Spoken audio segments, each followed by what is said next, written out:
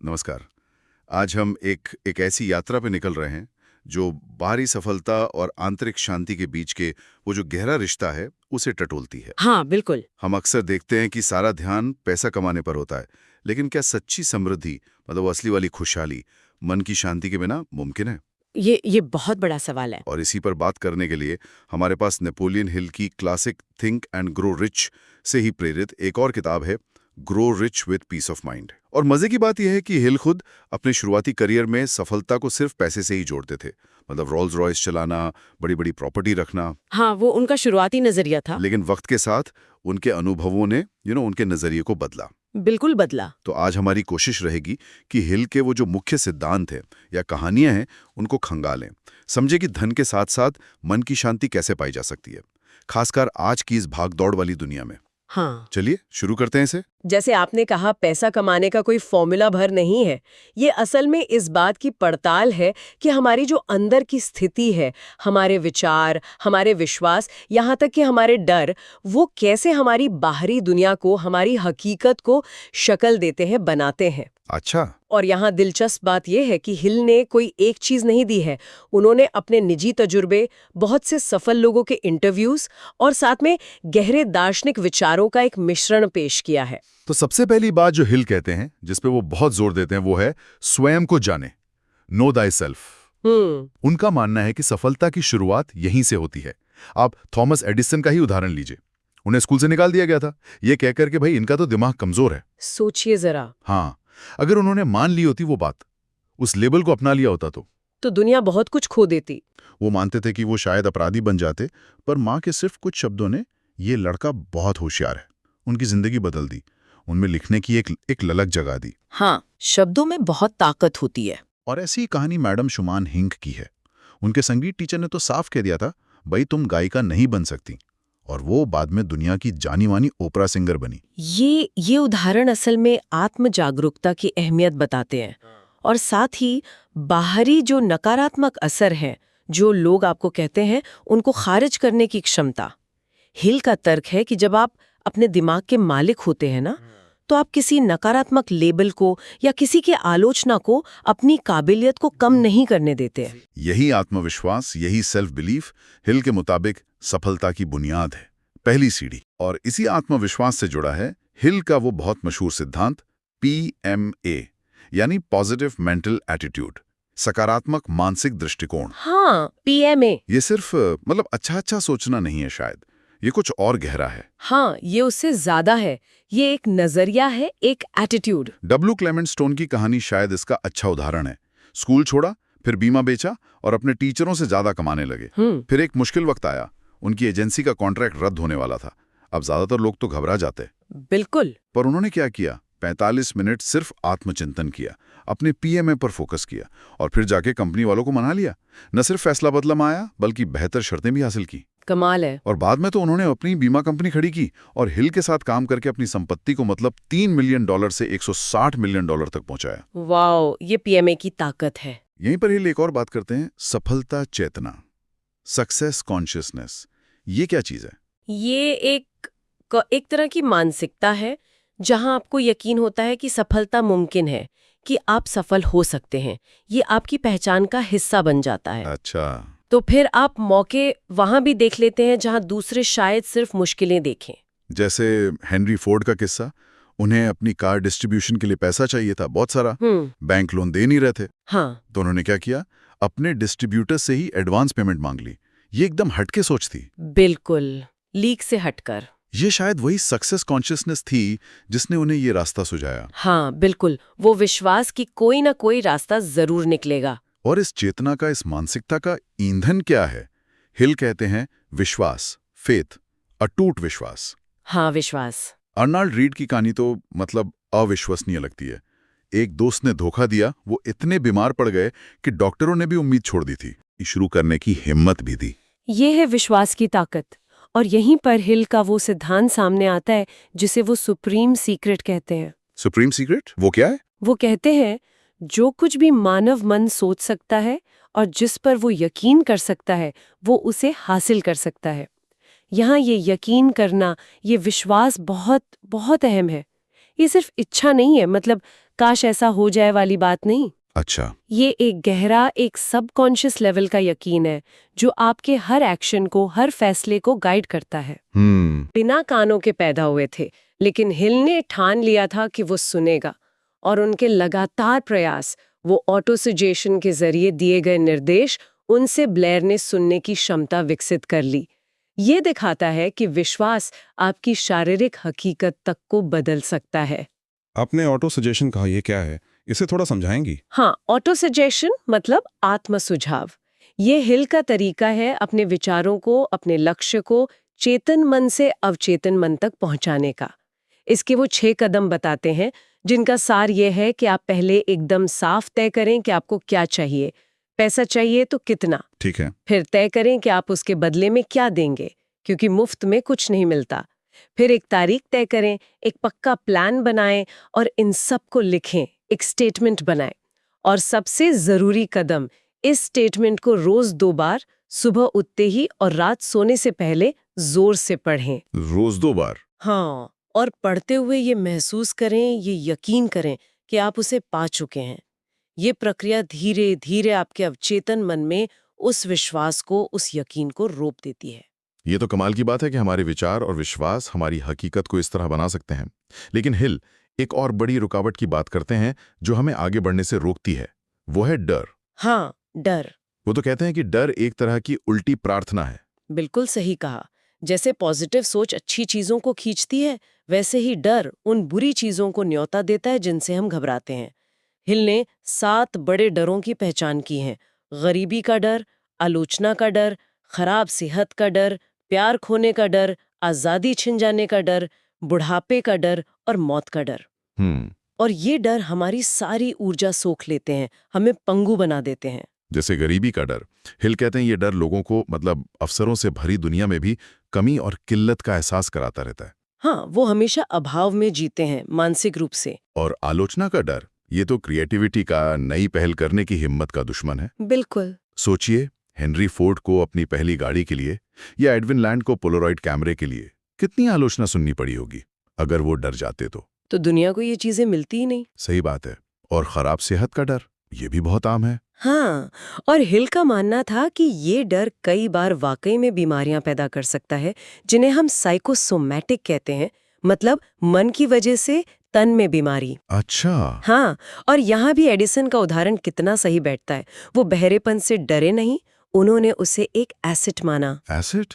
कैसे? उनका कहना था, इसने मुझे बेकार की बकवास सुनने से बचाया है और मुझे अपने अंदर की आवाज सुनने में मदद की है। क्या नजरिया है। कमाल का नजरिया वाकई। तो हिल का जो सबसे शक्तिशाली संदेश है शायद डर के बारे में, वो ये है कि हर मुश्किल, हर नाकामयाबी, हर दिल टूटने में अपने बराबर या उससे भी बड़े फायदे का बीज छुपा होता है। डर पर काबू पाने का मतलब ये नहीं कि आप मुश्किलों को देखें ही नहीं। इसका मतलब है कि आप उन्हें सीखने और आगे बढ़ने के मौके की तरह देखें। जब डर का कंट्रोल आप पर से हटता है, तभी आप असल में आजाद होते हैं, जीने के लिए अपनी पूरी क्षमता इस्तेमाल करने के लिए। तो डर पर काबू पाना, पॉजिटिव नजरिया रखना, ये सब जरूरी है। लेकिन पैसे का क्या? हिल का पैसे को लेकर क्या रवैया था? क्या सिर्फ अमीर बनना ही सब कुछ था? नहीं, बिल्कुल नहीं। यहाँ हिल बहुत संतुलित बात करते हैं। वो मानते थे कि देखो, जीने के लिए, अपने लक्ष्य पूरे करने के लिए पैसा तो चाहिए, जरूरी है, लेकिन पैसा अपने आप में मन की शांति नहीं खरीद सकता। उन्होंने खुद ही अनुभव किया था। शुरुआती सफलता में खूब पैसा कमाया, रोल्स रॉयस गाड़ियां, न्यूयॉर्क के पास कैटस्किल में बड़ी सी एस्टेट, सब था। हाँ। लेकिन वो सब गंवा भी दिया। और इस अनुभव ने उन्हें सिखाया कि बहुत ज्यादा पैसे का दिखावा या चीजों से हद से ज्यादा लगाव बोझ बन सकता है। बोझ? हाँ, उन्होंने अपने एक बहुत अमीर दोस्त को यहाँ तक सलाह दे दी थी कि अगर तुम्हारी दौलत तुम्हारी नींद छीन रही है तो उसे जला दो, वो ज्यादा बेहतर है। अरे बाप रे। मतलब उनका जोर मन की शांति पर ज्यादा था। और इससे भी ज्यादा जरूरी, वो पैसे को साझा करने पर, शेयर करने पर बहुत जोर देते थे। हाँ, ये बहुत अहम है उनके लिए। उनका मानना था कि पैसा बहते रहना चाहिए, रुकना नहीं चाहिए। वो हेनरी फोर्ड और मार्था बेरी वाली कहानी बहुत मशहूर है। हाँ, मैंने पढ़ी है। मार्था बेरी गरीब बच्चों के लिए स्कूल चलाती थी। उन्होंने फोर्ड से मदद मांगी। फोर्ड ने पहले मना कर दिया। लेकिन मार्था बेरी रुकी नहीं। उन्होंने बच्चों के साथ मिलकर मूंगफली उगाई, बेची, $600 कमाए।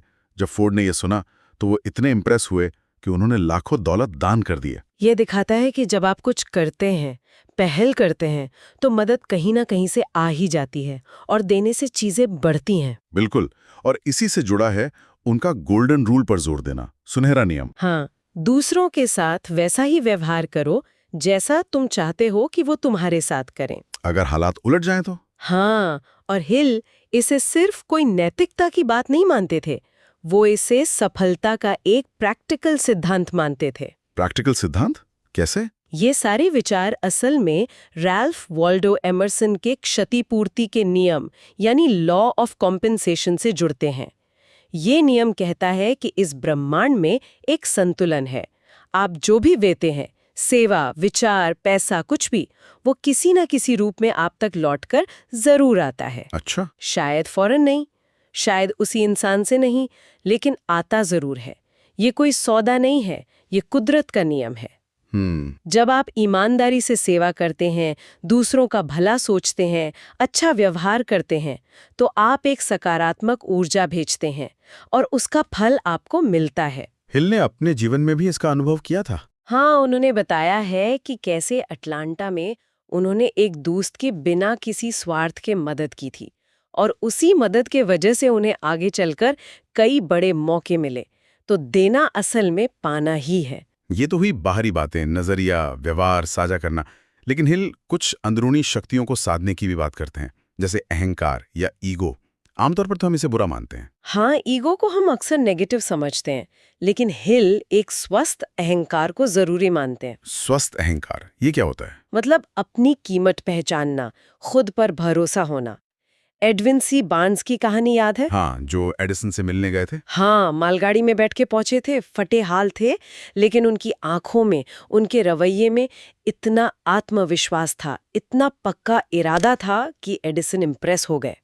उन्होंने बार्न्स को मौका दिया और बार्न्स आगे चलकर एडिसन के सबसे कामयाब सहयोगियों में से एक बने, बहुत अमीर हुए।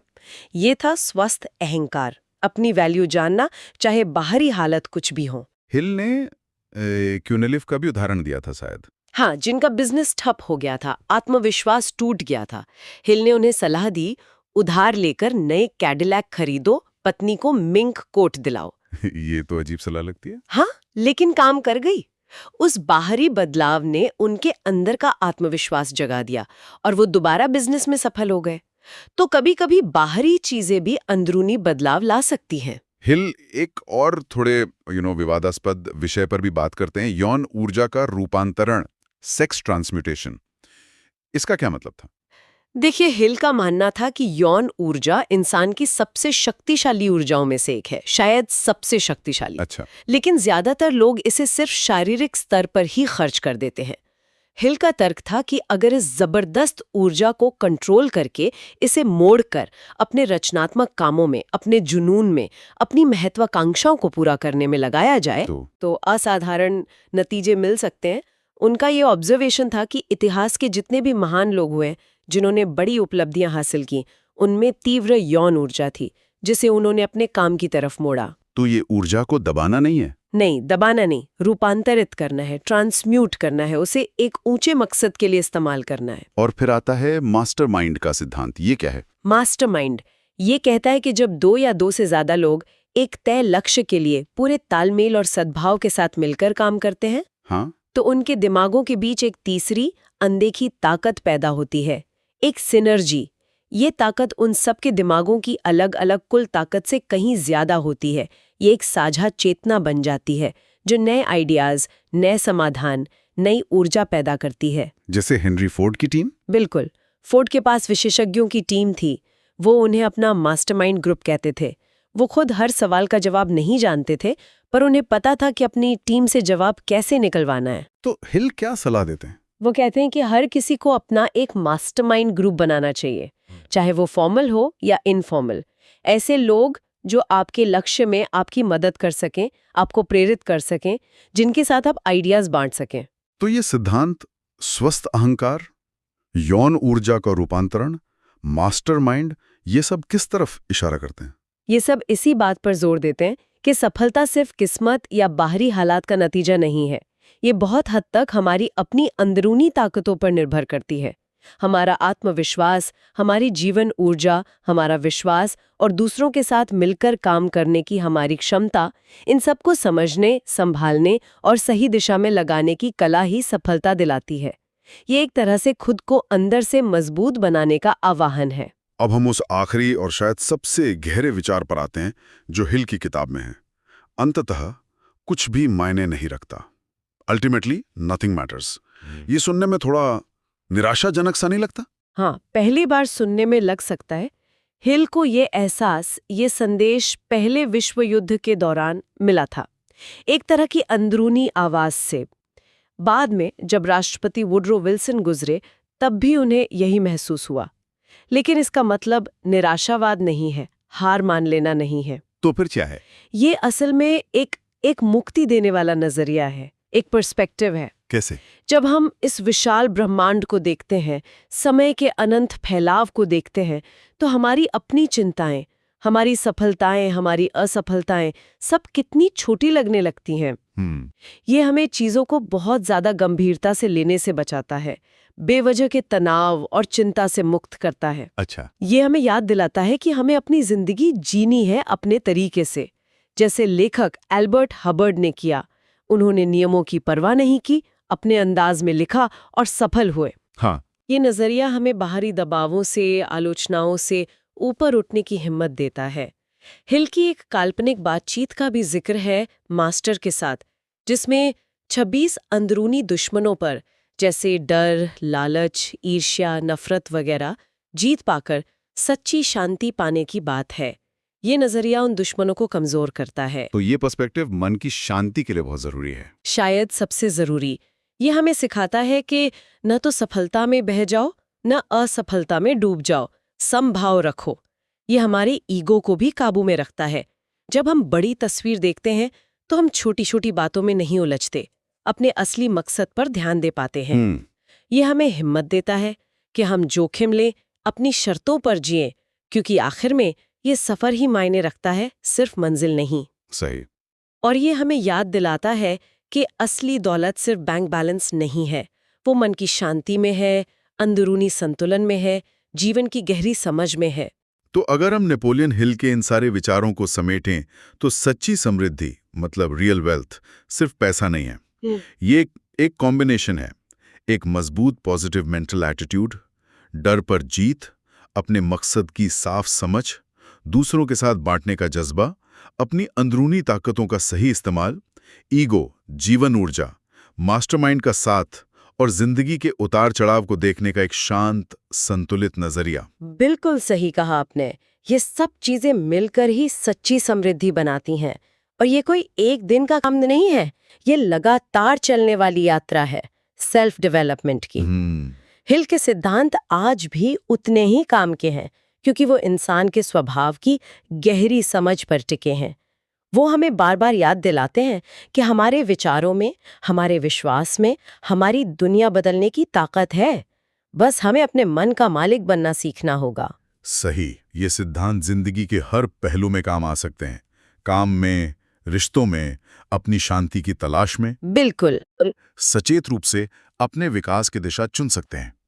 तो अगर कोई आज अभी अपनी जिंदगी में धन और मन की शांति दोनों को पाने की दिशा में एक सचेत कदम उठाना चाहे, तो हिल के बताए इतने सारे शक्तिशाली सिद्धांतों में से वो पहला सबसे असरदार कदम कौन सा हो सकता है?